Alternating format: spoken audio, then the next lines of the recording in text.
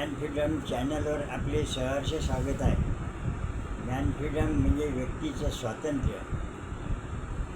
व्यक्तीचं स्वातंत्र्य निर्माण झाल्यास व्यक्तीच्या स्वातंत्र्याच्या कक्षा रुंदावतात आणि जशा कक्षा रुंदावतात तसेच अनेक विकल्प तयार होतात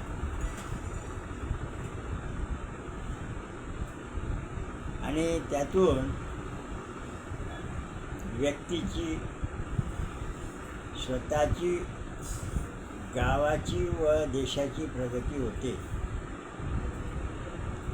व्यक्ती कायद्याने बांधले गेल्यास व्यक्तीच्या स्वातंत्र्याच्या कक्षा मंदावतात.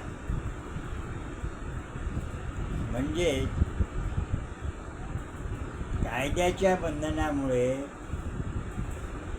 व्यक्तीच्या प्रगतीच्या वाटा खुंटतात. जसे लायसन्स कोटा, परमिट, इन्स्पेक्टर राज्याच्या बेड्या जनतेच्या हातापायात टाकून जनता ही गुलाम केलेली आहे. व्यवसाय करणाऱ्याला लायसन्स, परमिट, कोटा याच्या बेड्यामुळे अनेक अडथळे निर्माण होतात व हे कायदे जनतेचे हिताचे नसून जनतेला लुटायचेच तयार झालेले आहे. जसा दारूबंदी कायदा तयार झाला आणि सरकारी दारूचे दुकानं खुलले. दारूबंदी कायद्याने दारू बंद झाली नाही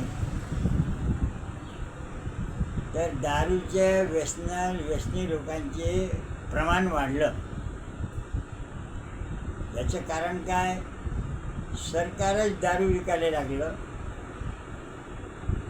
आणि प्रत्येक इलेक्शन आला का पक्ष कोणताही राह, दारूच्या पेट्या पाठवणे, कोंबडे बकरी कापणे, पैशाचं वाटप करणे आणि निवडून जाणे. विचाराचा मतदार ह्या व्यवस्थेमुळे शिल्लक राहिलेला नाही.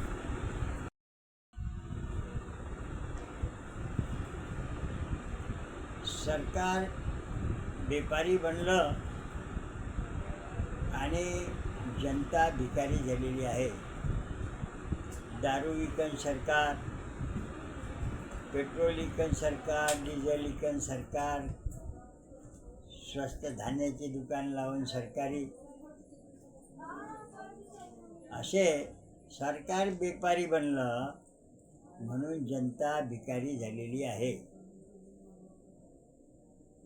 खऱ्या अर्थाने जनतेचं स्वातंत्र्य जर जनतेला मिळालं तर देश प्रगतीपथावर जाऊ शकतो. आजच्या परिस्थितीत देश अधोगतीच्या मार्गावर आहे. कारण दरवर्षीचा अर्थसंकल्प तुटीचा, मग तूट भरून काढण्यासाठी कर्ज काढा, मग कर्ज काढण्याची ऐपत नाही तर मग कर लादा.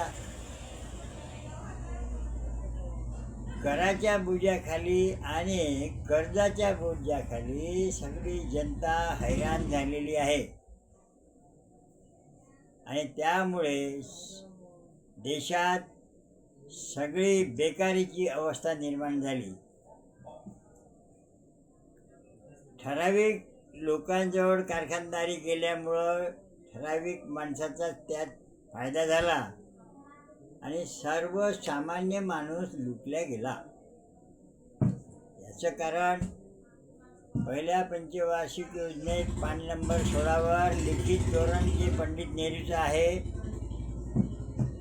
देशाचा औद्योगिक विकास साधण्यासाठी कारखानदारीला लागणारा कच्चा माल ह्या कमीत कमी भावात पुरवला गेला पाहिजे. शेतकरी देत नसेल तर आयात करून त्याचे भाव पाडले पाहिजे.